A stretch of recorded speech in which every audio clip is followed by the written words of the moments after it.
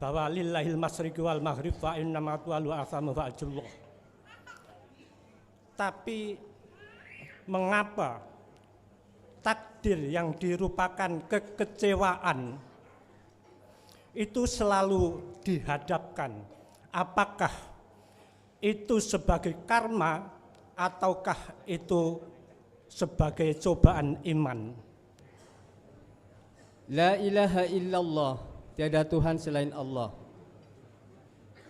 Gus menyatakan itu nama. La ilaha illallah. Gus bilang tiada Tuhan selain Dia. La ilaha illa anta, sampai dikisahkan dari Nabi Yunus, la ilaha illa ana, tiada Tuhan selain aku. Cung, carilah saya sampai ketemu. Ketika niki Guson, kula niku rumangsa Islame abal-abal, soalnya melebet. Wonten pengajian Persis kula melebet. Wonten pengajian Salafi kula melebet. Wonten pengajian Persis kula mlebet. Wonten pengajian Muhammadiyah kula mlebet. Setelah menduduki makam makrifat, apakah roh itu tidak akan tertutup hijab? Kebanyakan yang saya amati pengalaman dari luar ya, bukan di sini, di JB sini.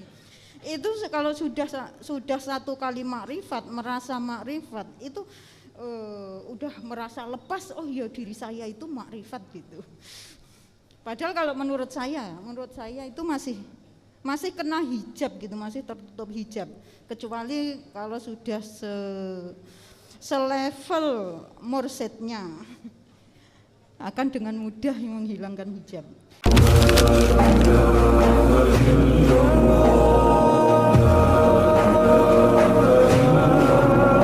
Assalamualaikum warahmatullahi wabarakatuh.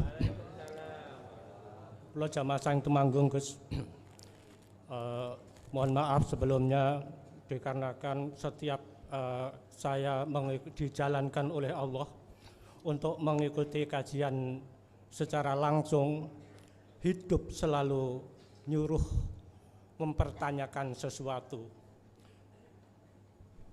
Yang kami akan tertanyakan Gus, berkaitan dengan yang dinamakan takdir qobdi atau ba'di.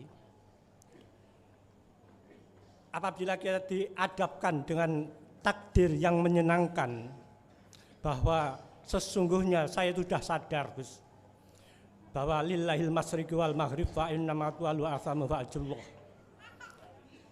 Tapi mengapa takdir yang dirupakan kekecewaan itu selalu dihadapkan? Apakah itu sebagai karma ataukah itu sebagai cobaan iman? Yang pertama. Yang kedua Gus, sebenarnya kami sudah sadar dan menyadari bahwa yang ada itu hanya hidup. Seharusnya saya itu menghilangkan semuanya, tapi di benak hati Gus dengan sendirinya kita tidak menyadari, kita dijalankan dimanapun, aktivitas apapun, di hati selalu muncul di benak hati itu anallah, anallah, anallah gitu.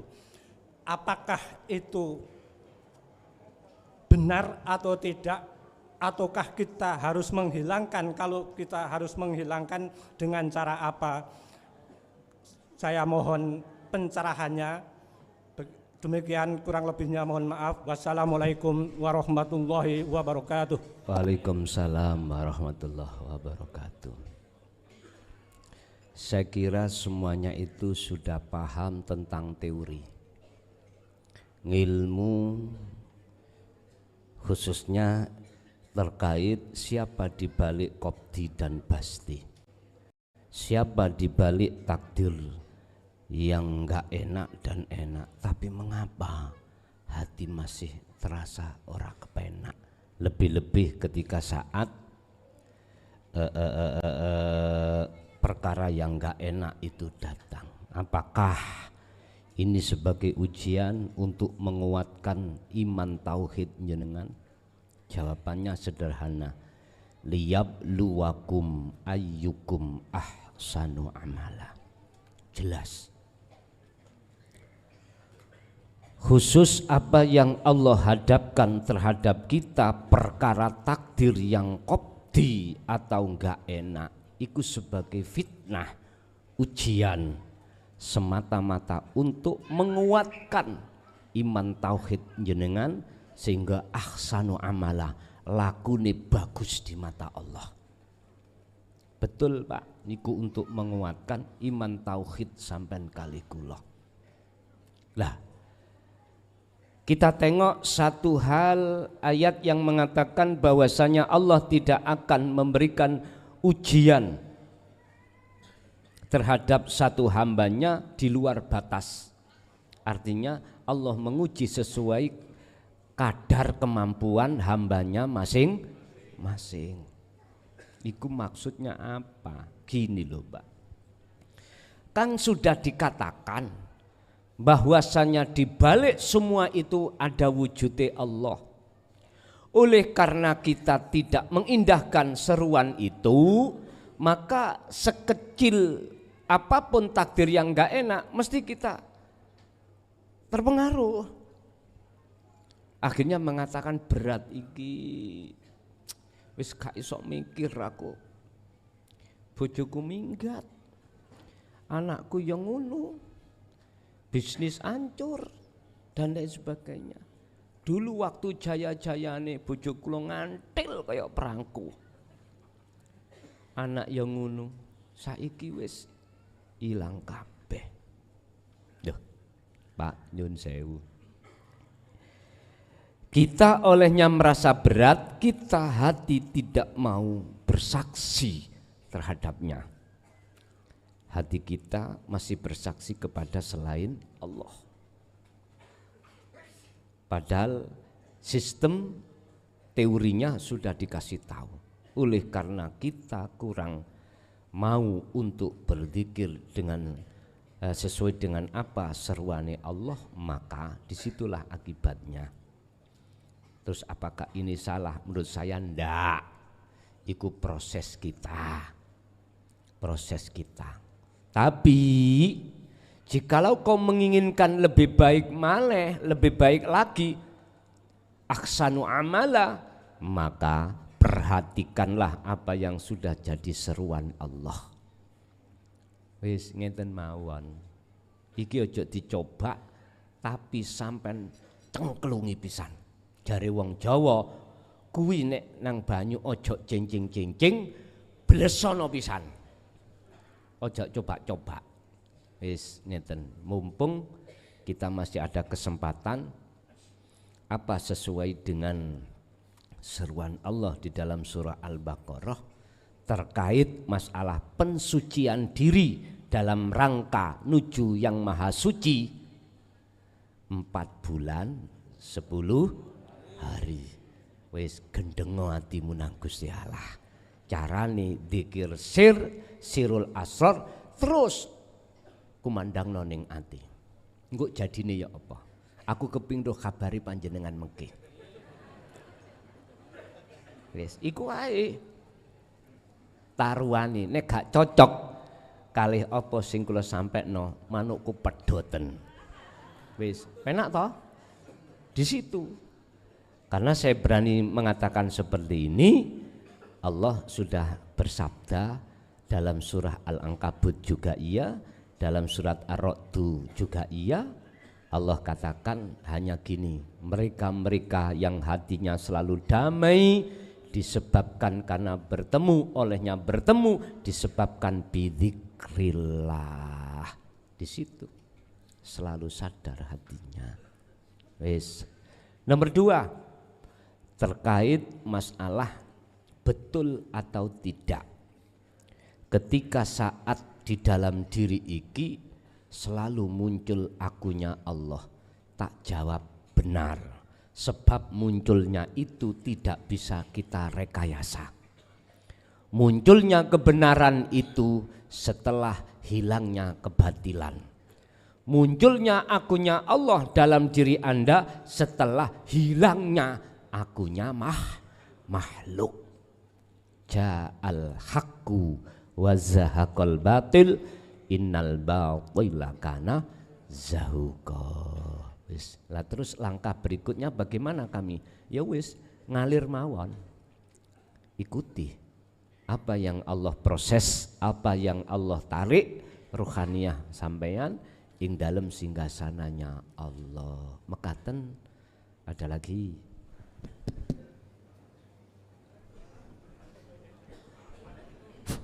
Assalamualaikum warahmatullahi wabarakatuh. Saya ini mendapatkan, mungkin kedua kali saya akan bertanya kepada Guson katanya, biar pendek. Saya nanti disangka oleh masyarakat di Bandung ini menghilang 10 hari. Thorikoh ke pesantren Jaya Baru. Sederengipun kula narosaken pertarosan menika kula ajeng ngutip ayat Al-Qur'an surat An-Nahl ayat kaping kalih. A'udzu billahi minasyaitonir rajim. Bismillahirrahmanirrahim. Yunazzilul malaikata birruhi min amrihi ala may yasha'u min ibadihi a'angdiru annahu la ilaha illa anna fattaqun. Jadi saya punya tanggung jawab nanti kalau pulang ke Bandung dapat oleh-oleh tambahan hafalan. Tiba-tiba mendapatkan hafalan yang bunyinya a'angdiru annahu la ilaha illa annahu fattaqun. Annahu la ilaha anna fattaqun. Itu surat An-Nahl ayat 2. Saya banyak bertanya kepada yang senior-senior teng riki, terusipun anggene kholwat niku onten ayat la ilaha annahu fattaqun. La ilaha anna fattaqun. Niku ingkang kaping setunggal. Dados kula ajeng taken teng Gus Son niki ajeng taken asal usul uslub asbabun nuzul ayat menika ditunjukkan kangge sinten? Kangge nabi napa kangge ruweh orang-orang yang bertakwa. Niku ingkang kaping setunggal. Yang kedua, saya titipan pertanyaan dari saudara-saudara kita yang di sini tentang mercon terusipun. Kula menika pun tumbas, tapi dereng ngertos artinipun. Cuma perkiraan saya, jadi kalau menabuh mercon ingkang mabur niko mungkin gambaran ruh kita badhe diantarkan dumateng alam musakhafah. Mungkin atas ngaten. Itu mungkin, Gus. Dados bapak-bapak teng riki kathah sing tanda tanya apa maksude. Tapi kira-kira nek kula sing pun kholwat mungkin badhe diantarkan teng alam muhasabah. Nggih, alam lelembut. Alam lembut. Terus terang mawon kula Gus. Kula dereng mengikuti YouTube tapi kula diajak tengah masa kula. Patumian mau ikut. Tapi kula dereng gadah persiapan. Ayo ikut saja, yang penting ikut. Nggak usah mikir-mikir yang lain. Ongkos tinggal duduk, di mobil tinggal duduk, nggak usah mikirin apa-apa. Berangkat saya Gus. Alhamdulillah sampai di sini. Itu yang kedua. Sebetulnya ada yang ketiga tapi terlalu panjang nggak ya? Satu lagi aja Gus. Saya di Bandung ini banyak holakoh Gus. Ada yang namanya NU, ada Muhammadiyah, ada LDII, ada Persis, ada Muhammadiyah. Di masjid itu jadi satu Gus. Jadi imamnya ada Salafi banyak. Jadi imamnya kalau subuh itu yang tidak kunut 4, yang kunut 4. Tapi mboten nonton pernah pertentangan niku Pak, teng Bandung niku. Sing setunggal niku Dr. Haji Absep Randan MSI, guru besar teng Unisba. Ingkang setunggal Dr. Haji Mukhtarom, guru besar teng Unpad. Setunggal malih Dr. Daji MAG, kepala sekolah SMA. Namun kula sing mboten gadah tetel Pak. Ulane kula mlayu mriki terus saya teng mriki mboten nonton aku-akuan. Mboten nonton titel, mboten nonton ustad, mboten nonton haji. Nggih sami mawon. Dados kula semangat mriki. Dados sing kula ajeng tang letaken sing nomor 3 niki Guson. Kula niku rumangsa Islame abal-abal, soalnya melebet. Wonten pengajian Persis kula melebet. Wonten pengajian Salafi kula melebet. Wonten pengajian Persis kula melebet. Wonten pengajian Muhammadiyah kula melebet. Tapi kula ajeng nukil sebuah hadis kados niki hadis. Ana nabiyyu qala Rasulullah sallallahu alaihi wasallam, man salaka falaihi bi'ilmi sahalallahu tariqa ilal jannah. Barang siapa mendatangi majelis taklim atau majelis ilmu atau majelis dzikir yang seperti ini Pak, Bu, ini majelis ilmu, sahalallahu tariqa ilal jannah, maka kaum itu akan dimasukkan ke dalam surganya Allah. Mudah-mudahan yang hadir di sini semua termasuk ahli surga. Itu bagus. Mungkin kalau saya terlalu lancang mohon maaf. Saya ini suka beledak-beleduk soalnya kula niku saking Cilacap. Kados beledak-beleduke niku Pak Prabowo ngantos ngendika ndasmu. Jadi kula mohon maaf sama bapak-bapak dan ibu-ibu. Dan yang terakhir saya ucapkan terima kasih atas pelayanannya. Barangkali besok saya tidak mengucapkan terima kasih. Kami dari semua jamaah ini mengucapkan terima kasih kepada Guson atas segala pelayanan, dari mulai makan, tidur sampai segala pelayanan kami ucapkan terima kasih. Mudah-mudahan Allah memberikan balasan yang lebih dari apa yang sudah disodakokan kepada kita semua. Jazakallahu khairan katsira. Wassalamualaikum warahmatullahi wabarakatuh. Waalaikumsalam warahmatullahi wabarakatuh. Surah An-Nahl ayat 2. Apakah itu hanya untuk Kanjeng Nabi saja? Ngoten nggih? Jawaban secara ringkas, andai kata itu hanya Kanjeng Nabi aja, gak usah ditulis. Berarti ditulisnya wahyu ini dengan bentuk tertuang di dalam Al-Quran surah An-Nahl ayat 2. Siapa yang membaca dan melihat, ya termasuk kita. Apa asbabun nuzulnya?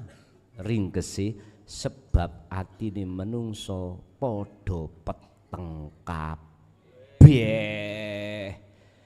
Hatinya manusia di luar takwa, hatinya manusia, ruhnya itu jauh dari kebenaran, atau ruhnya manusia itu telah khianat pada Allah. Mana maksudnya ayat itu? Yunazzilu nurunake sapa Allah, maksudnya nggih sing den turunake nggih ayat wahyu. Kepada siapa? Al malaikata, terhadap malaikat. Berarti statusnya iki sesuai dengan syariat, wahyu teko Allah, dari Allah dibawa malaikat. Al malaikatu ay Jibril, al Jibrila, malaikat Jibril. Biruhi kelawan gawa wahyu, ngoten niku. Min amrihi saking perintai Allah. Berarti malaikat itu langsung membawa wahyunya Allah disampaikan terhadap Kanjeng Nabi atau terhadap kita. Alaman ing atase wong yasau kang ngersakake sapa Allah ing man. Berarti hanya hati orang yang mau menerima nur tauhid. Paham? Oke. Makanya di sini memakai nakiroh mayyasha. Jadi siapapun, umum siapapun, untuk siapapun, tidak hanya untuk Kanjeng Nabi tok. Lah di antara man iku rupane min ibadihi, saking piro-piro hambane Gusti Allah. Bon. Rupane di wahyu iku annahu la ilaha illa ana, ananging di depannya ada kalimah yang sifatnya adalah warning, peringatan. An andiru ing yen to ngelingake, yen to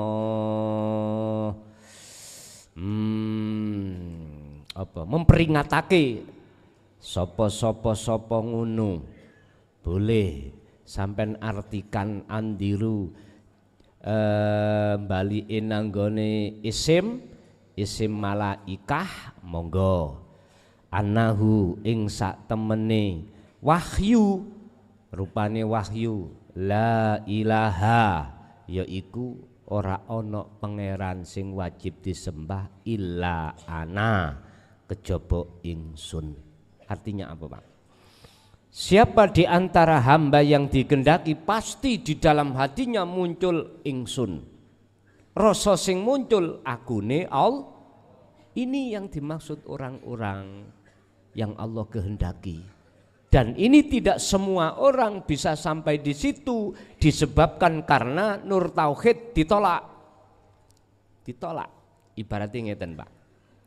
Apa mungkin jenengan iki ngingkari rabi, ngingkari nggak mau rabi, gembul yora nangon arek wedok, ya toh. Terus ati sampean, ya Allah kayak ono anak aku. Ya ora iso dulur, mboten saged.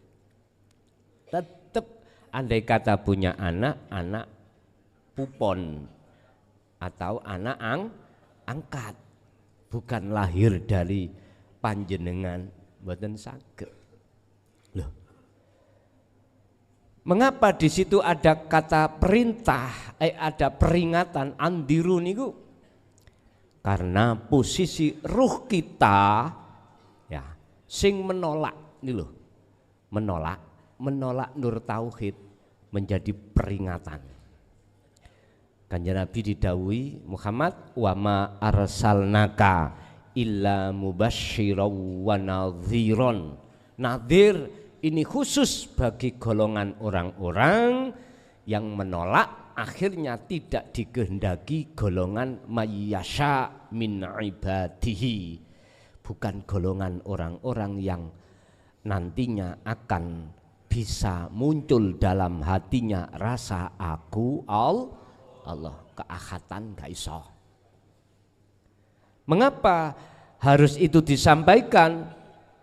Lanjut, fattakun, supaya mereka-mereka yang kehendaki tadi betul-betul bertakwa.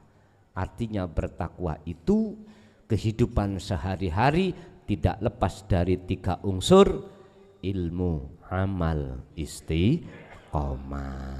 Wis itu yang pertama. Yang kedua tentang mercon. Sampai nek diajak dolanan alam mukasafa lah seneng Bapak. Ya, seneng. Lah iki kok gak perintah Allah, aku gak sudi-sudi ya, Pak. Estu gak sudi-sudi ya. Berhubung itu adalah perintah mengandung pengertian ngene lho. Jenengan kali kula niki kang unsure 4 to. Api, angin, lemah, banyu atau air. Wis, berhubung ning kene gak ana kali sing gedhe ana berantas kono. Mosok mungkin sampean tak ceblung rono. Gak mungkin. Ya wis sing gampang ae lewat api. Wis, api berarti mercon. Artinya apa? Ngeten. Gusti Allah mengke ngelebokno sifat asli sampai ning mercon kuwi. Makane muncul gambar sifat sampean kaya apa. Jadi ketika saat keluar nek ati sampean monyet ya gambare mongki.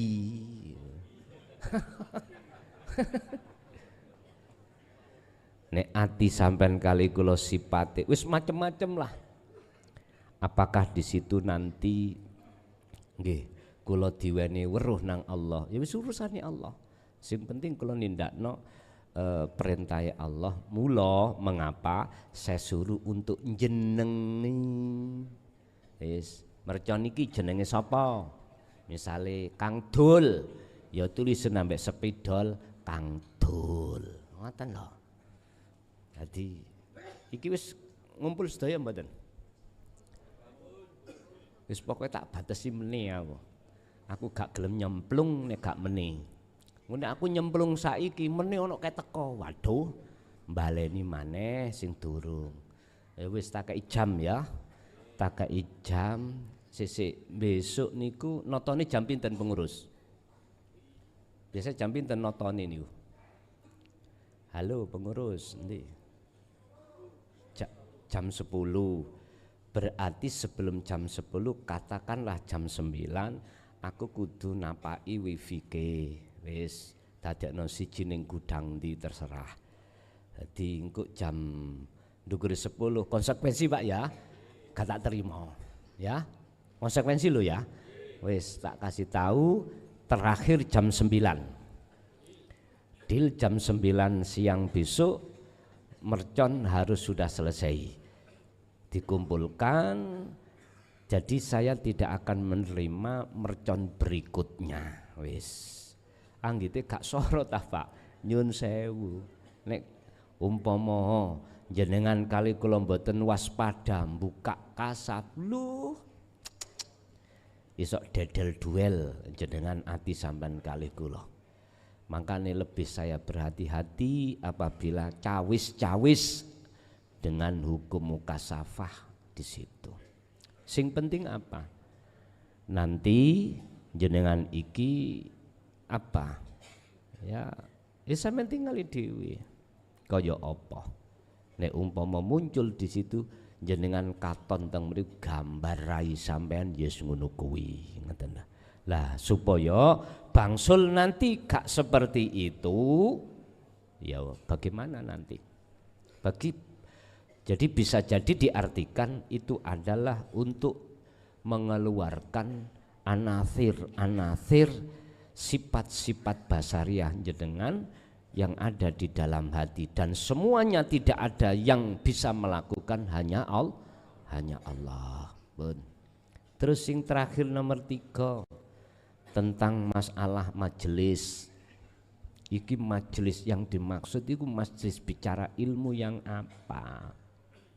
Wis macam-macam cara yang berbahasa. Bahasa syariat Jannah niku kan sebuah tempat, gitu. Besok jannah yo bidodarine ono, wis enak-enak tok lah Pak, wis pokoke. Gak ono gak enak. Dalam bayangan kita golongan sebuah tempat sing tempat itu segalanya ada, wis pokoknya enggak ada rasa susah, rasa gelisah, enak-enak tok. Oke, tak hormati Pak, karena jenengan iki berbicara atas dasar fisik.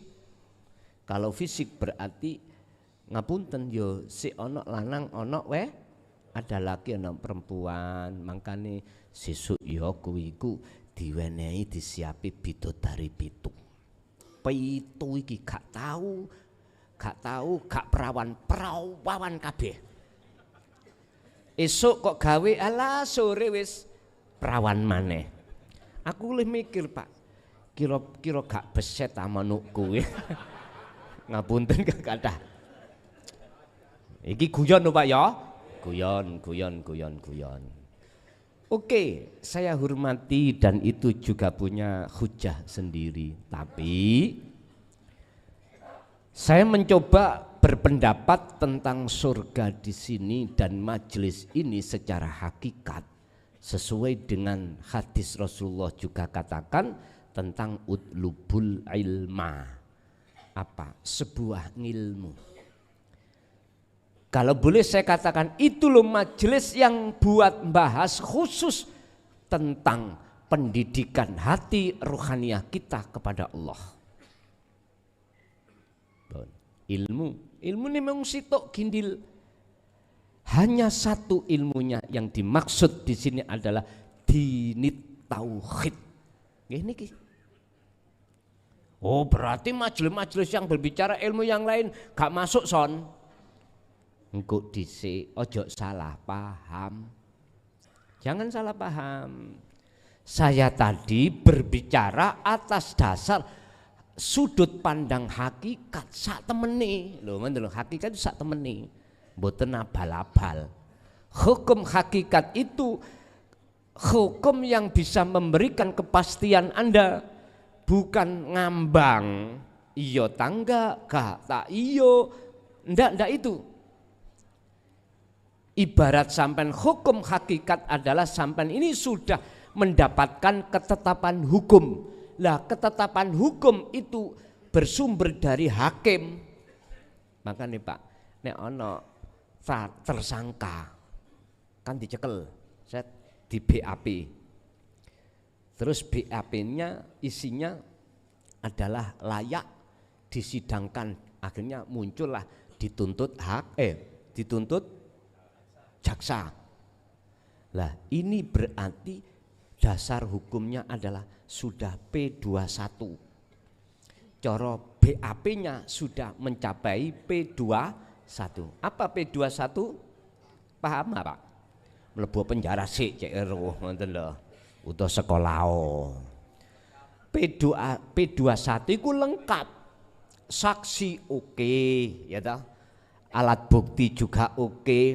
Sinkron semuanya. Berarti status kita itu asale saksi, akhirnya tersangka. Wis. Akhirnya berkas itu oleh kepolisian diantar kejaksaan. Diteruskan kejaksaan. Nah, kejaksaan mempelajari BAP-nya si A misalnya, oh ya layak, akhirnya dimasukkanlah nang LP sebagai titipan tahanan. Lha ngeten. Nang LP titipan tahanan sambil menunggu masa sidang. Dari jaksa mengajukan terhadap hakim layak ini disidangkan. Iki mboten ada rekayasa lho Pak ya. Saya bicara enggak ada rekayasa.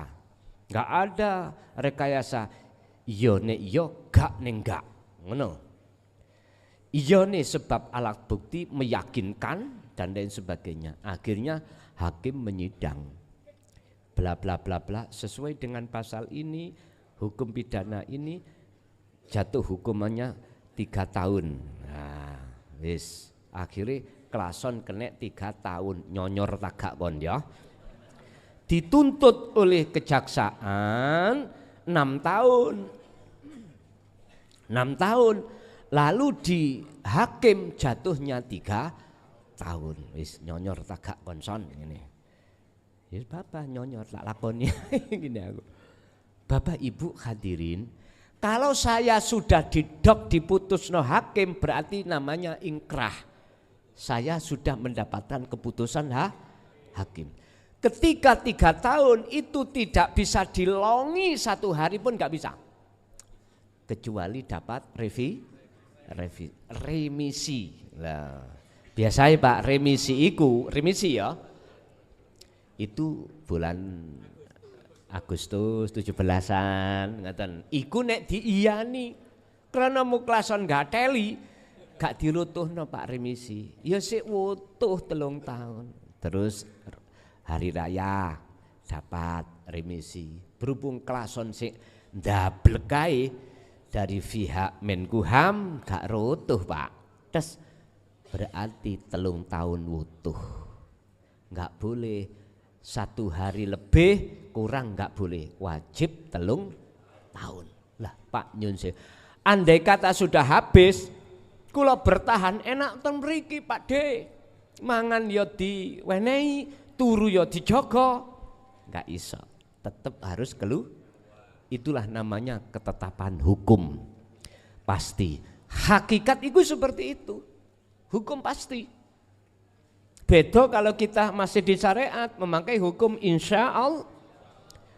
Apabila Allah menghendaki benar ya benar, mlebu swarga swarga, nek enggak ya enggak. Lho ngoten wis. Terus jenengan, mungkinkah Anda itu hidup di atas hukum yang tidak tertentu? Gak jelas. Muring-muring Pak, dancuk kuwi kula nirakno Mbah Yai. Mas Tani ngukumi syariat gak pasti piye. Nah, empun muring-muring dhisik dulu. Empun muring-muring dhisik. Itulah akibat mengapa di dalam hati kita masih ada selain Allah, pasti ada di situ. Iya nek gak nek yo. Iku wis mesti ngoten niku. Tapi kalau sampean sudah jatuh di lautan hukum hakikat, jawabannya kalau iya mesti ya, kalau tidak mesti tidak. Sehingga majelis yang dimaksud di sini dari sudut pandang hakikat adalah majelis yang digunakan untuk taklim muta'alim, belajar mengajar tentang ilmu tauhid. Titik. Disinilah fadkhulal jannah. Artinya Allah, mengapa Kanjeng Nabi mengatakan itu mesti surga? Karena memang disitulah tempat Anda akan menentukan surga dan tidak itu di situ. Innama yataqabbalullahu minal muttaqin. Sesungguhnya amal ibadah yang hanya Allah terima di sisinya hanyalah amal ibadah yang bersumber dari hati seseorang yang bertakwa. Makanya diperintahkan untuk alla ilaha illa ana, supaya fattakun, supaya hati jenengan estu tergolong orang yang bertakwa. Lanjut. Assalamualaikum warahmatullahi wabarakatuh. Saya Anhar dari Asam Bagus Situbondo. Kalau boleh saya minta izin dulu, saya mau cerita. Sebelum ada HP saya sudah pernah ikut pengajian hakikat ini. Tapi pengertian apapun saya ilmunya banyak dapat dari sini. Mohon maaf saya nggak bisa Jawa, saya Madura soalnya Gus. Dulu nggak ada pengertian kayak bacaan la ilaha illallah, la ilaha illallah, la ilaha illa anta, la ilaha illa ana. Itu tidak ada penjelasan apapun dan tidak ada dalil apapun yang disampaikan oleh beliau. Setelah di sini saya sangat bangga dan terharu di hati saya. Saya kalau enggak cerita, hati saya tuh sangat gelisah, Gus. La ilaha illallah, tiada Tuhan selain Allah. Gus menyatakan itu nama. La ilaha illallah. Gus bilang tiada Tuhan selain Dia. La ilaha illa anta, sampai dikisahkan dari Nabi Yunus, la ilaha illa ana, tiada Tuhan selain aku. Tapi akunya Allah. Dulu saya dikasih pencerahan tentang la ilaha illa ana, bahwa Allah sudah dekat di tubuh kita. Karena Allah itu dekat, sampai-sampai Dia cuma enggak mengeluarkan dalil, hanya Dia bilang, di mana kata-kata itu? Dawai Allah, hai Muhammad,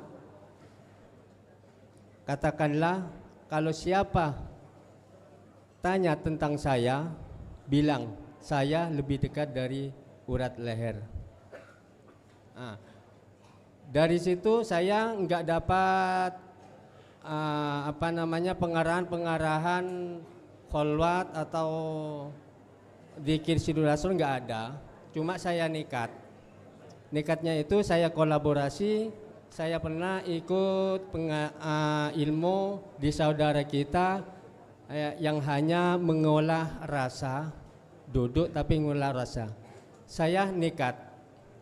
Artinya saya nekat, saya enggak ngerti yang namanya zikir Sirul Rasul itu enggak ngerti, kholwat itu enggak ngerti.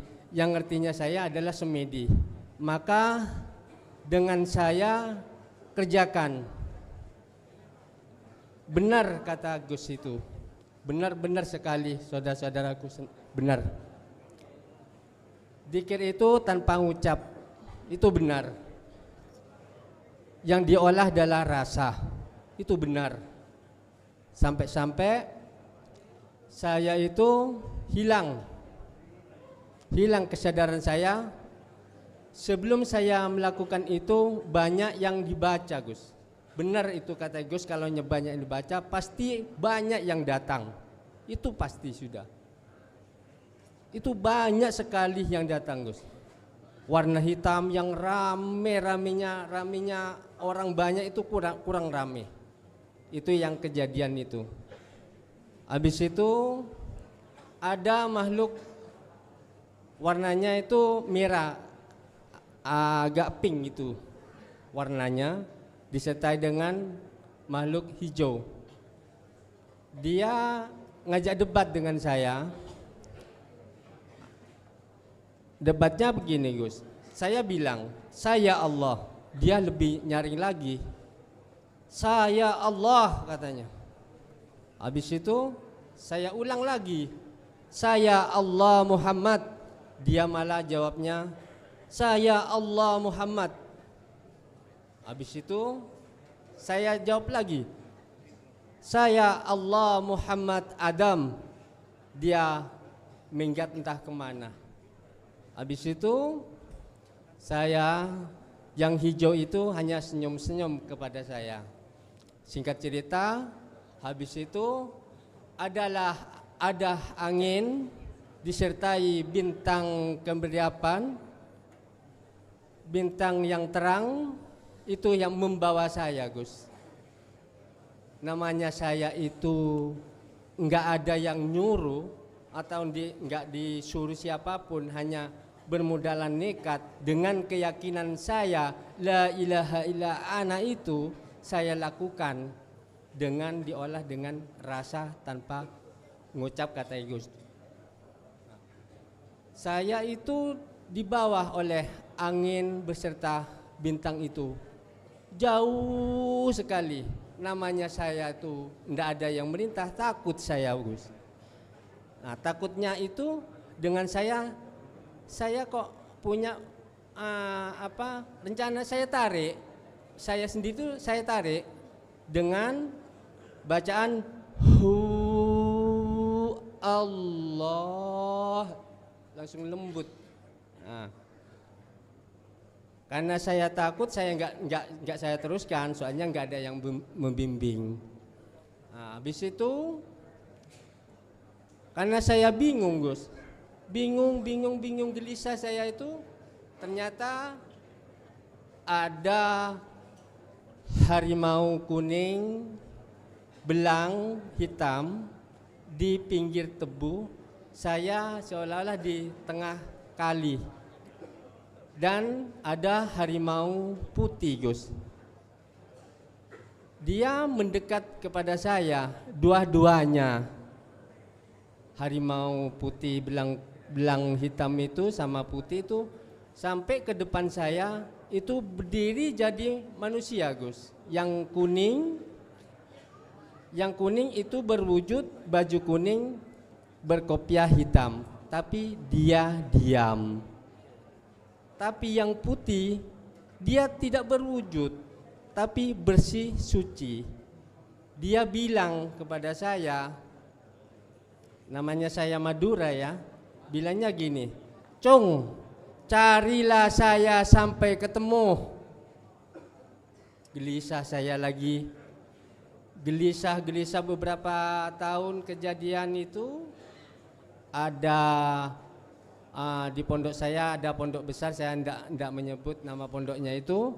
Beliau meninggal dunia. Semua masjid musola itu tahlil. Dan saya tahlil sendiri di rumah, Gus, dengan disertai semidi itu. Ternyata sampai 3 harinya, Gus, beliau hadir ke saya membawa kitab, warnanya itu hijau warnanya. Dia bilang, warna apa? Kitab itu jumlahnya itu 10. Jumlah 10 itu dia bilang, "Ini Cung, ini untuk kamu 1, yang 9 ini untuk yang lain." Ternyata itu jadi gelisah lagi, apa itu artinya? Ternyata saya ketemu di sini. Ternyata 1 adalah siji, 9 itulah adalah sanga. Saya disuruh ngaji, Bos. Begitulah cerita saya. Alhamdulillah, dan saya kegelisahan saya ingin sekali ke sini. Yang harimau kuning itu ternyata saya sudah paham, dan yang putih itu sudah paham juga. Pahamnya di sini juga, Gus. Itu. Dengan saya mohon ridhonya Gus, saya mohon dibimbing seterusnya, Gus. Demikian. Assalamualaikum warahmatullahi taala wabarakatuh. Waalaikumsalam warahmatullahi wabarakatuh. Si Salik ketika suluk itu dihadapkan 2 seberang jalan. 2 seberang jalan itu bersumber dari sifat jamalnya Allah. Apabila si Salik itu belum mendapatkan tentang masalah tauhid la ilaha illa ana, lebih-lebih Salik mesti kebingungan di dalam perjalanannya. Tapi ketika saat si Salik sudah dijelaskan dan paham tentang tauhid la ilaha illa anta, lebih-lebih ana, maka si Salik tidak akan ragu dan merasa takut ketika menghadapi bentuk daripada sifat jamalnya Allah. Sifat jamalnya Allah di tengah perjalanan itu ada kalanya nafsu itu selalu menarik kita untuk mengikuti dirinya, dan yang satu jalan dari warid langsung dari Allah untuk menarik kita melalui jalannya supaya bisa sampai pada Allah. Dan itu terjadi kepada siapapun si Salik itu, karena itu merupakan satu proses. Jadi Bapak Ibu, tatkala para masyayikh kita dulu waktu mendidik kita di dalam jalur tauhid, tidak dibuka selalu semuanya secara total dengan lebar panjang dan terus terang, ya pun disalahke. Krono apa? Krono pada masa itu masa transisi, masa di mana mohon maaf di situ istilah bahasa watu iki sik tenggelam, gabus iku masih kambang, rapopo. Tapi aku yakin dengan rencana Allah seperti itu, si salik nantinya akan menemukan satu tujuan akhir, yaitu alam kelanggengan. Nggih. Tasik wonten. Assalamualaikum warahmatullahi wabarakatuh. Waalaikumsalam. Tepangaken nami kula Roni saking Malang, tepatnya saking Turki, Turun Kidul. Oke. Ada yang saya mau tanyakan. Pertama, karena dikatakan bahwa semua akibat itu pasti ada sebab. Yang saya tanyakan kejadian tentang Nabi Isa. Bagaimana kronologinya? Nabi Isa diciptakan tanpa melalui air mani Bapak. Apakah memang betul begitu atau bagaimana? Yang kedua, tadi dijelaskan wa asyhadu anna, saya bersaksi bahwa semua ciptaan Allah, semua makhluk Allah adalah utusan Allah. Karena kesemuanya ini merupakan bagian daripada wujud Allah untuk kita bisa, tadi juga dikatakan man akhiru kalam qauluhu la ilaha illallah dakhalal jannah. Mudah-mudahan kita semuanya ini akan dimasukkan ke surganya Allah. Amin ya rabbal alamin.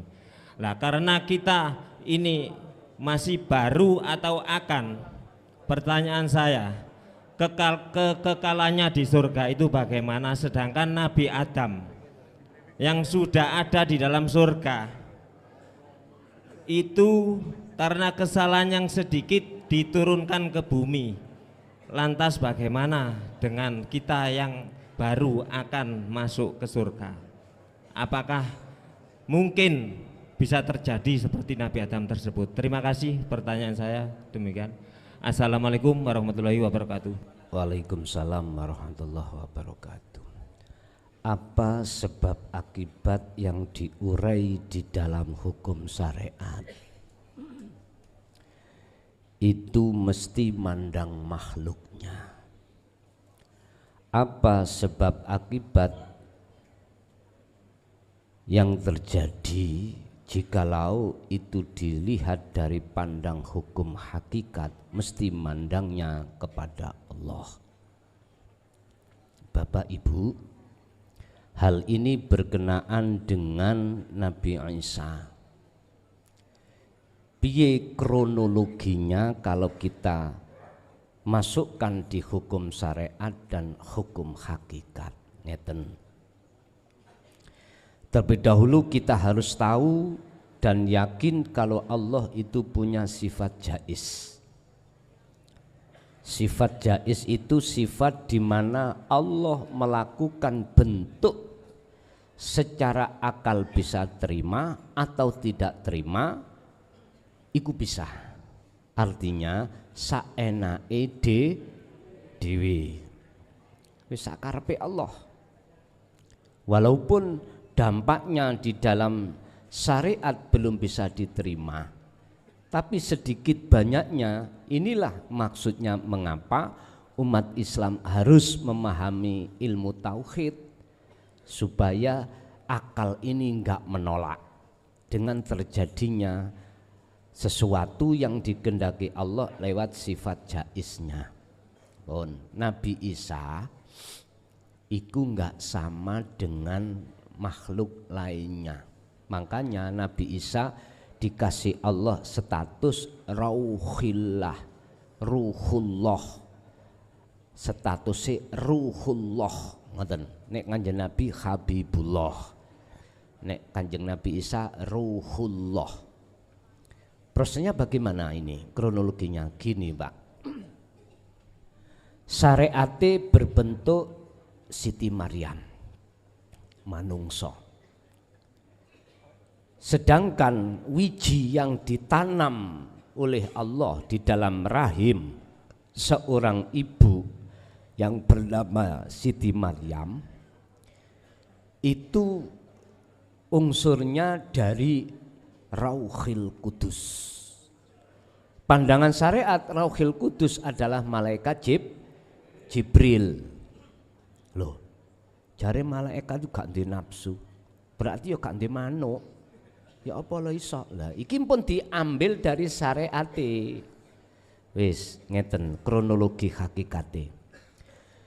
Di dalam hidup itu ada namanya Nur Muhammad. Di dalam Nur Muhammad itu ada wiji kang dumadi sak lebeti gesang. Disebut Nur Muhammad iku gitu.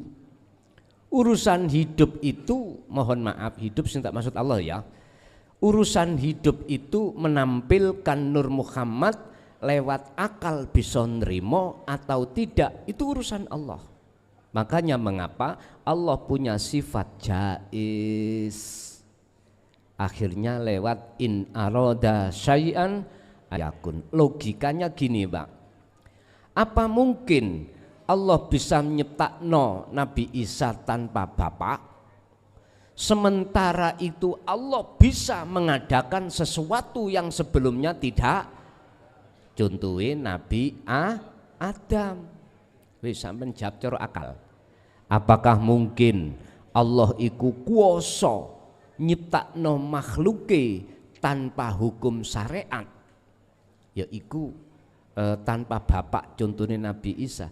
Lah wong Gusti Allah iku bisa nyiptakno sesuatu, mengadakan sesuatu yang asalnya tidak ada, padahal iku wis ana. Lah terus maksudnya Nur Muhammad utawa Nur Muhammad wahyune iku sing pundi? Itu tadi saya katakan Rauhil Kudus. Berarti wahyu yang suci yang ditanam. Iku maksudnya ya napa sih Pak? Ngeten lho dulur. Hati siapapun ya, gak lanang, gak wedok, gak laki, gak perempuan. Kalau di situ jelas-jelas perkara selain Allah itu tidak ada, maka itulah wahyu akan diturunkan di dalam hati orang tersebut. Inilah maksud tadi yang ditanyakan yang pertama, surat An-Nahl ayat 2, mayyasha min ibadihi. Itu hanya terjadi pada hamba yang Allah kehendaki. Jadi nisan Nabi Isa itu merupakan figur contoh terhadap kita ruh kang suci. Ruh kang suci.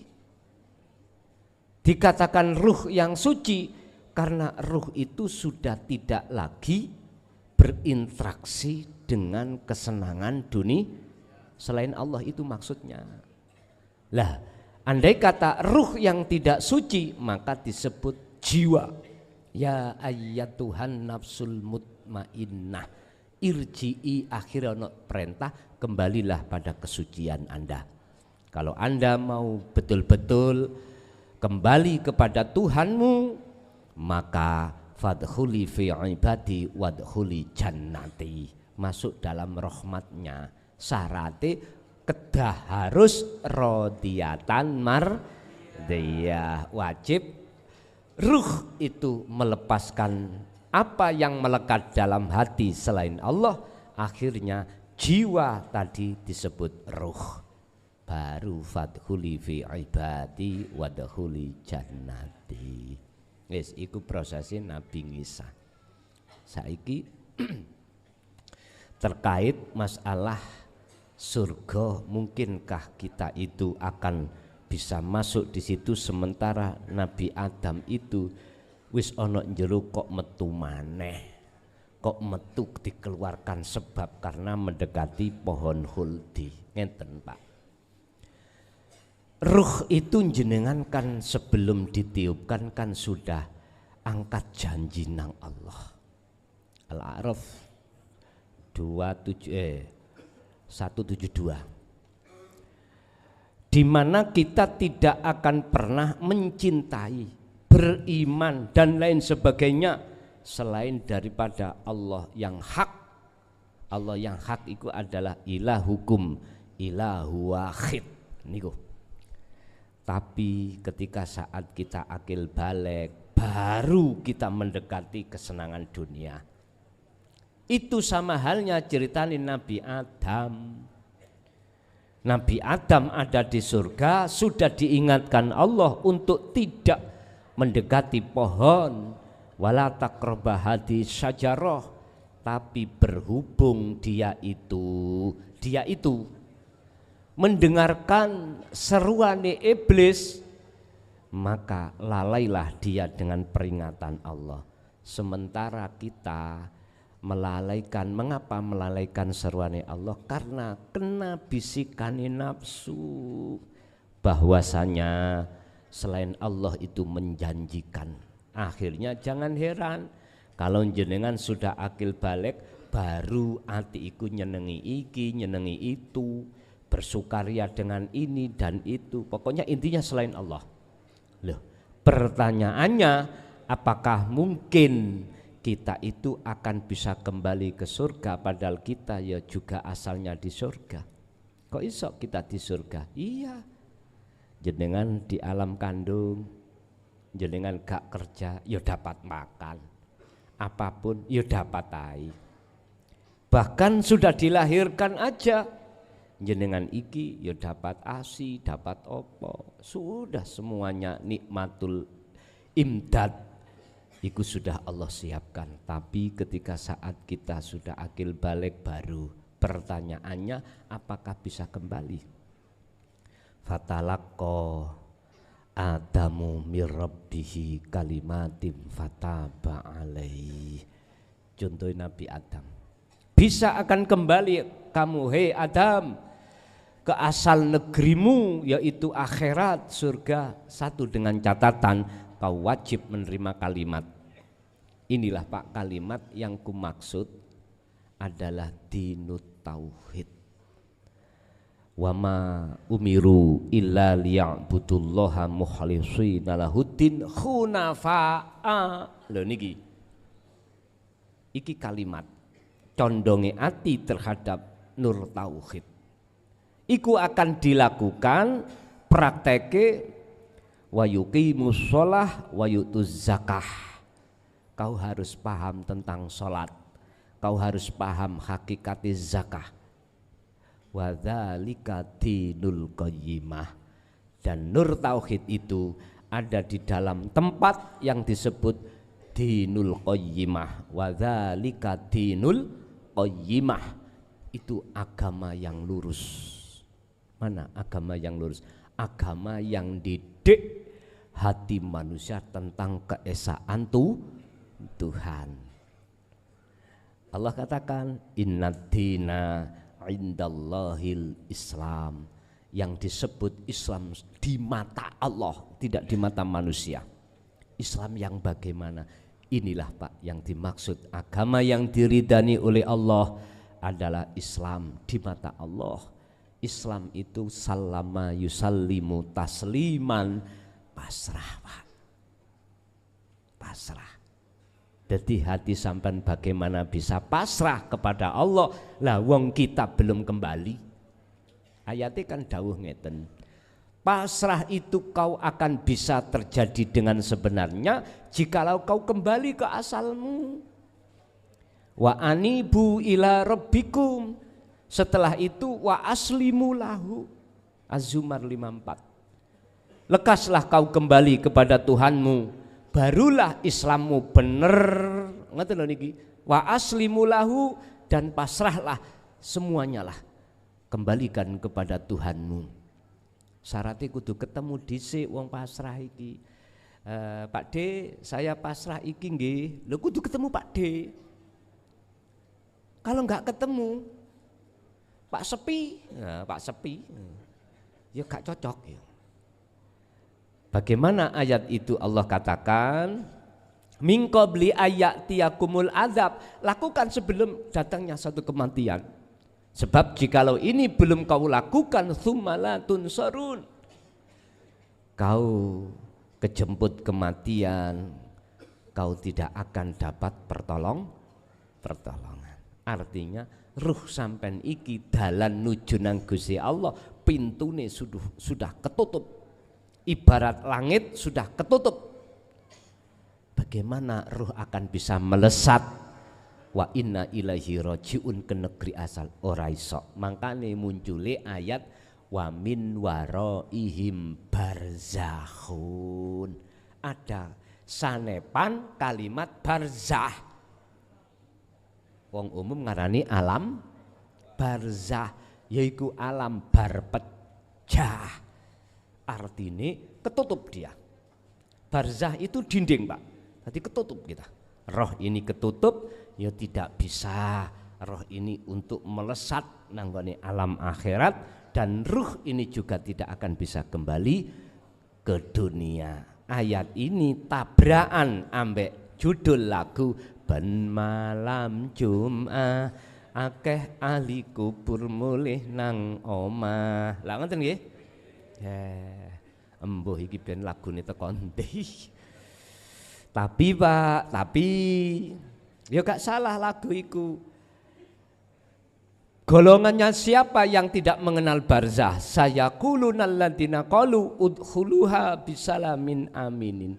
Ya sampean lihat mafhum mukhalafah dari surat Az-Zumar 54 tadi. Artinya barang siapa sebelum kematian sudah wa anibu ila rabbikum, otomatis bisa wa aslimu lahu. Kalau sudah bisa pasrah kepada Allah, maka ayat tsumma la tunsarun iku mboten kanggo. La nafi di situ sudah tidak berlaku, akhirnya tsumma tunsarun. Andalah yang dapat pertolong. Bentuknya apa? Langit itu dibuka seret pun roh melesat pus. Di situ ada kalimah ngucap gini, Pak. Para malaikat diperintah Allah ngucap gini. Saya kuluna lan podo ngucap sopo mereka para malaikat. Ucapane udhuluha do mlebu sira ha ing rahmat. Mlebu sira ha ing rahmat bisalamin aminin, perjalananmu itu aman santausa, nggak ada penghalang. Istilah jenengan pulang ke rumah, jasad ini mata tidak buta, jalan itu terang, aman Pak. Lurs tekan omah wis selamat. Laksana seperti itu. Jadi apakah bisa kita kembali? Jawabannya cuma satu. Allah akan menghendaki orang itu sebagai kekasihnya alias bisa kembali manakala matanya tidak buta, mata roh enggak buta, jalannya terang. Sampai Allah katakan dalam surah Al-Isra ayat 72, mangkana fi hadhihi a'ma fahuwa fil akhirati a'ma wa adhallu sabila. Sapa wonge waktu di dunia mata hatinya masih buta kepada Allah, maka di akhirat pun juga begitu. Mafhum mukhalafah artinya barang siapa saat di dunia mata ruh hatinya itu sudah tidak buta kepada Allahnya, maka di akhirat pun tidak buta. Wa adhallu sabila, mafhum mukhalafah yang tadinya peteng dedet nggak bisa ada hijab tutup, lah sekarang tidak. Udah, ya wis. Nikilah maksud daripada pertanyaan apakah kita bisa kembali. Kalau kita melihat Kanjeng Nabi Adam, fatalako mongkon gelem nrimo sapa Adamu Nabi Adam mirabbihi saking pangerane Nabi Adam nrimo apa kalimatin ing pira-pira kalimat yaiku wahyu yaiku nur tauhid. Fatahaba mongko nrimo tobat sapa Allah kesalahan Nabi Adam hanya makan buah khuldi. Cara jenengan ati masih habis berkasih mesra dengan selain Allah terus ditinggalkan alaihi ing atasi piro-piro alaihi ing atasi dosane Nabi Adam. Kesalahan Adam yaitu makan buah khuldi. Jenengan hati habis bercinta pada kesenangan dunia. Monggo Bu, ada? Ibu ada?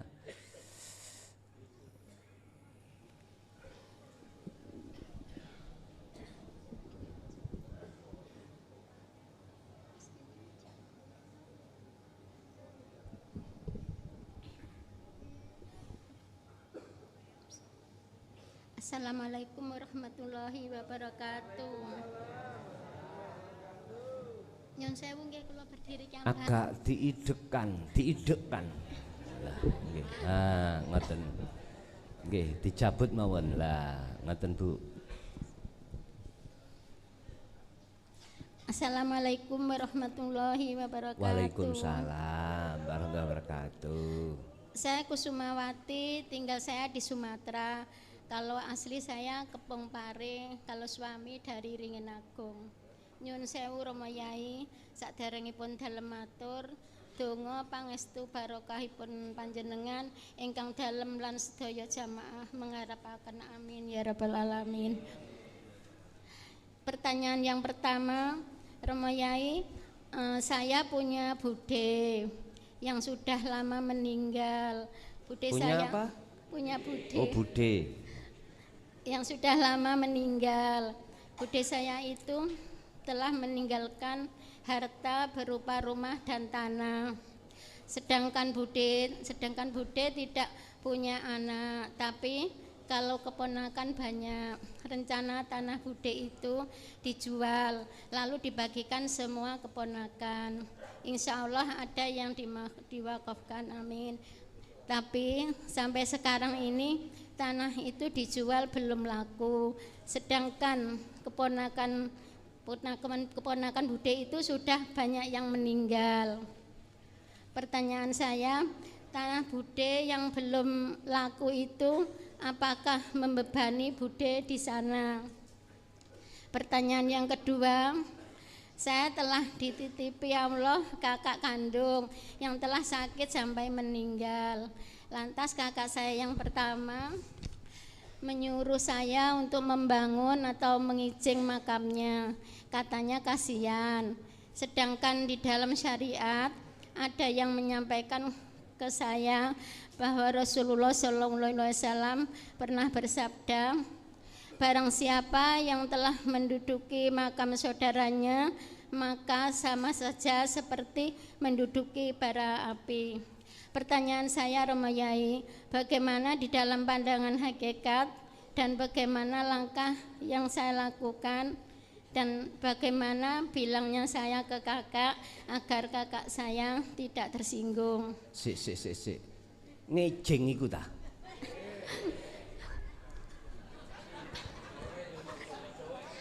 Nggih, lanjut. Sekalian pertanyaan yang ketiga pareng Rama Yai. Pertanyaan yang ketiga, ada seorang ibu telah keguguran, baru berjalan 4 bulan. Lalu sama ayahnya dimakamkan, ditanam atau dimakamkan di samping rumah depan. Sedang tanah itu rencana mau dibangun, bahkan sekarang sudah dipondasi, diberi tiang. Tapi ada saudara yang lain bilang suruh pindah ke makam saja. Kalau enggak dipindah katanya nanti mengganggu. Semua itu langsung saya sampaikan kepada ibu yang keguguran tadi. Jawabnya katanya tidak apa-apa karena bayi itu baru umur 4 bulan. Benar jantungnya sudah ada dan sudah berdetak, akan tetapi rohnya belum ditiupkan. Pertanyaan saya, apakah harus dipindahkan ke makam atau dibiarkan saja di tanah itu? Masalahnya Romayai, nanti apa benar mengganggu atau tidak di dalam pandangan hakikat, dan apakah umur 4 bulan itu harus sudah diberi nama? Sampun Romayai, matur mbah nuwun sanget. Mekaten mawon mbok bilih wonten lepat apa anggenipun dalem matur kala wau nyuwun agungipun pangapunten ingkang kathah. Wassalamualaikum warahmatullahi wabarakatuh. Waalaikumsalam warahmatullahi wabarakatuh. Berbicara masalah beban dari harta warisan, iku bisa dan tidak. Dikatakan tidak manakala ketika kita sebelum meninggalkan gak mengakui milik kita, gak mengakui milik kita tapi milik Allah. Berarti ahli suhud Pak niki nggih. Tapi ahli hijab tetap dampak. Inilah nanti yang akan dihisab karena kita merampas hak milik Allah, kita aku-aku. Makanya munculnya yaumil hisab itu karena ada pengakuan di dalam diri kita. Wis. Terus bagaimana solusinya? Ngeten Pak Bu. Kita sebagai orang dekatnya, ya kita harus menjalankan hukum secara syar'i. Bagaimana? Ponak-ponakan sudah meninggal, gampang aja, udah serahkan, wakafkan atau sedekah jariyahkan terhadap lembaga yang dimaksud, majelis taklim yang Rasulullah maksud. Diatasnamakan siapa itu, hak milik siapa, gitu aja. Kok gak laku-laku, mungkin kelarangan, ya dah.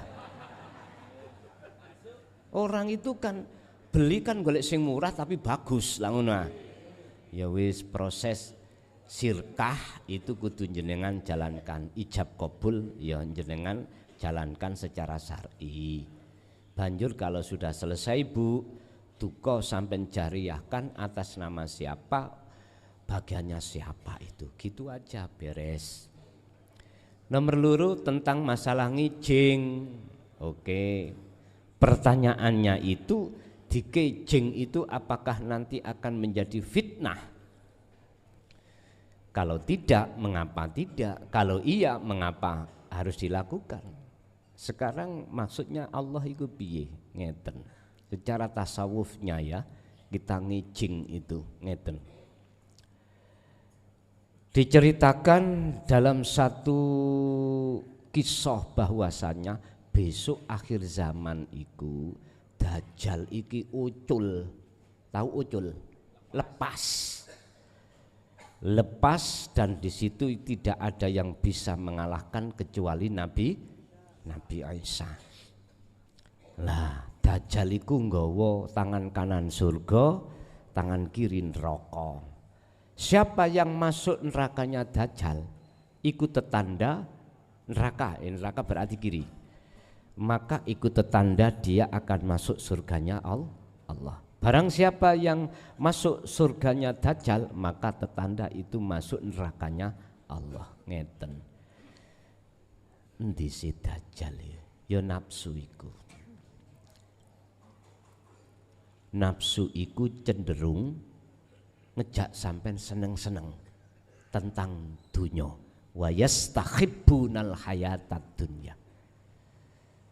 Kalau sudah masuk di sini, mohon maaf, hati sampean mesti lalai datang Allah. Itu pasti. Bersukarialah kita terus terhadap surganya Dajjal. Bersukaria. Tapi barang siapa yang masuk nerakanya Dajjal itu tetanda akan masuk surganya Allah. Artinya, Pak nyun sewu, ngelepas keakuan diri itu berat Pak. lepas hati dari perkara wujude Allah selain Allah itu angel Pak, susah banget. Lah jikalau ini betul-betul berlaku bagi jenengan perkara enggak enak, akhirnya disitulah akan ketemu enak. Diceritakan juga ning guru kula biyen waktu ibtidak, Dajjal iku ya nek wis nang donya digedruk ngene lemah duk, wong sing ana kuburan tik baca udul, ditakoki manut aku apa gak, nek gak manut aku tak suwek cangkemmu. Lah mengapa itu kok gak dikejing, Dajjal cek gak ero. Nek jenengan ana kono iki guyon lho ya Pak ya, guyon ya, tapi ada maksud ngeten lho dulur, jenenge kewalian Allah gak perlu diketok-ketokno. Kemakrifatan pada Allah gak perlu diketok-ketokne, gak perlu. Iku Allah sendiri yang tahu. Inilah yang tidak bisa disentuh oleh Dajjal. Bukan perkara ini ngijing gak ngijing iku boleh atau tidak, ndak, terserah. Sing dikijing model tiyang ya napa. Cuman nek dalam bahasa fikih nyun sewu, jikalau ikut tanah umum jangan pernah kau kijing. Tapi kalau tempat pribadi tanah sendiri mboten napa-napa los ngoten. Iya nek umum liyane ngenggoni ho endi dicantolno nang ngene peneret ngono tah nek wis gak uman. Lah atau tanah umum, yang tanah umum memang dijual oleh instansi yang terkait boleh, misalnya biar dibuat PAD desa, misalnya desa menyediakan tanah tapi didol wis sak pancepe wong kudu bayar berapa lho ngono misalkan di situ ya boleh karena itu memang dijual belikan. Iki secara fikih lho ya. Mimba dikil sebagian kil mengatakan boleh kalau toh itu tanah pribadi. Terus anak tadi ya yang keguguran, apakah perlu harus dipindah? Kalau kita mengambil hakikat, ya roh iku mosok dikubur nang ngono iku lemah ngono ta. Asale sangka Allah ya kudu balik nang Allah. Ya kalau jasad asalnya lemah kembali ke lemah, ke tanah lagi. Apakah itu harus dipindah? Gak usah Bu, repot-repot. Wis urusane Allah, wis gak ono alam kasunyatan iki, alam jasmani iki, enggak alamul arwah, wis gak usah Bu, gak usah. Napa niku mungkin mboten ganggu, olehnya ganggu iku sebab don penyono jenengan akhirnya dibuat kesempatan oleh nafsu lewat jin, akhirnya jin ngomong tadi gendero baedi. Lah iku karena prasangka jenengan kalih kula piyambak. Jikalau enggak ada prasangka enggak usah dipindah. Lah nyapa bongkar-bongkar wis ben. Ngoten. Nggih, ibuke tasih ada? Cukup? Oh ada, monggo.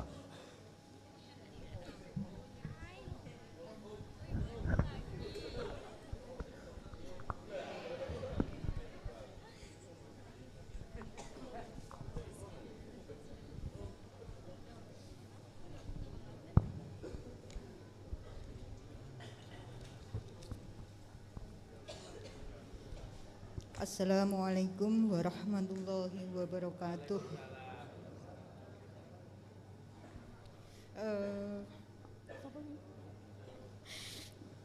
Ini perkenalan lagi ya. Om niki pun apa perkenalan? Monggo lanjut. Oh, nggih. Nyeluk Om. Ya Om.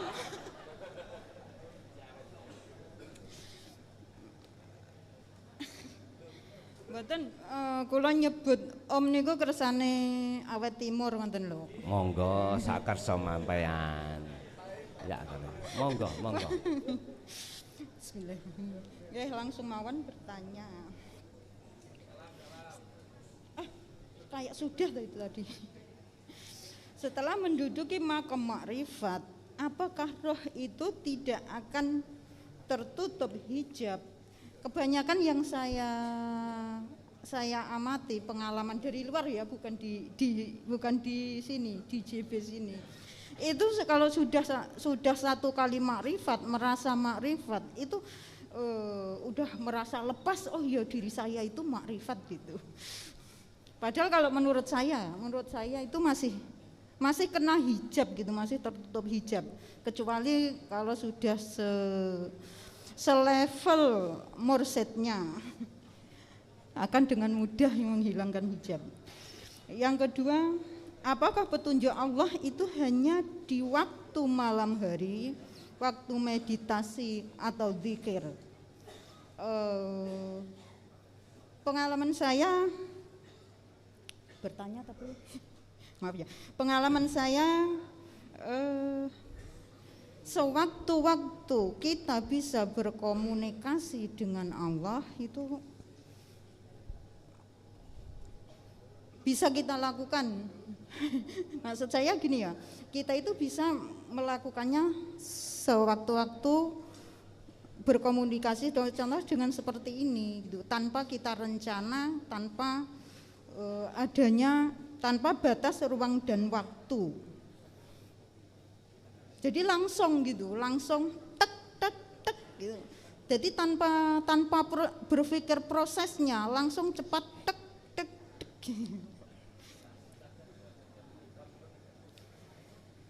Bahkan kecepatan berkomunikasi langsung dengan Allah itu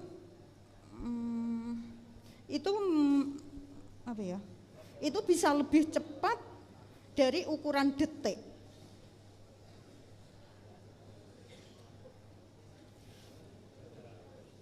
Kecepatannya lebih dari apa ya? Pokoknya cepat gitu loh. Pokoknya lebih juga seret gitu ya, langsung seret. Paham ya.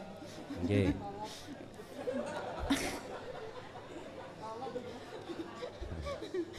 Apakah itu termasuk zikir sirur asrar gitu?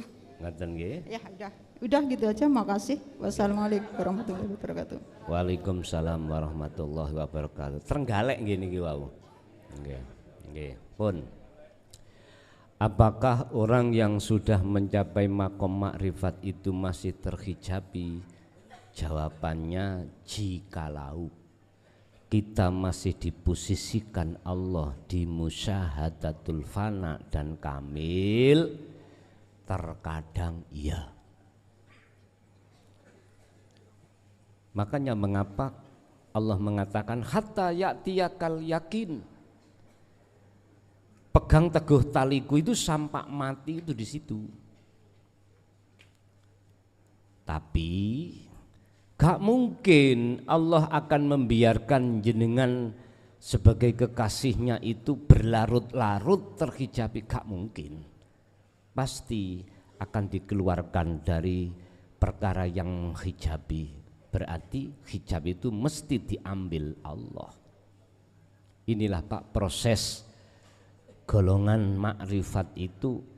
Allah terlebih dahulu menempatkan terlebih dahulu di fana dulu, musyahadatul fana, lalu kamil, lalu bakok. Kalau sudah di bakok, sudah ini sudah maklum artinya maklum, apapun bentuknya, taat maksiat bala nikmat, itu semuanya sudah terhitung dan ternilai di mata Allah sebagai taat. Lalainya itu bukan lalai, tapi lalainya itu adalah ingat yang sesungguhnya. Kok bisa? Gini, ketika dilalaikan oleh Allah, maka hatinya kembali sopo yo sing ngelalek. Hati lo sing bicara gitu lo ya. Jadi kembali kepada sistem di situ, sehingga hijab itu wujudnya bukan selain Allah, tapi hijab itu bentuk wujudnya Gusti Allah. Mekaten Bu. Yang nomor 2, apakah hidayah itu mesti ada di malam hari? Enggak. Kesebut malam, ketebut siang niku kan hukum syariat. Hukum hakikat enggak ada siang, enggak ada malam. Jadi siapa di antara hati mek ngeten tok, wa may yakfur bitauhudi yo wa yu'min billah. Jawabane ya faqadistamsaka bil urwatil wuthqa lam fisamalah. Disebut sebagai orang yang sudah tidak beriman terhadap tauhid alias berimane hanya pada aku Allah, karena dia telah memegang terus-menerus zikir kuwi. Makanya mesti tek tek tek. Jadi lebih apa? Lebih cepat daripada kecepatan suara. Tek ngoten wis. Dan itu kan bentuk ini ngati sampean wis gak iso digambarno. Wis mara ku ngoten. Nggih. Nggih. Ibuke sampun sudah tasik wonten. Monggo Bu.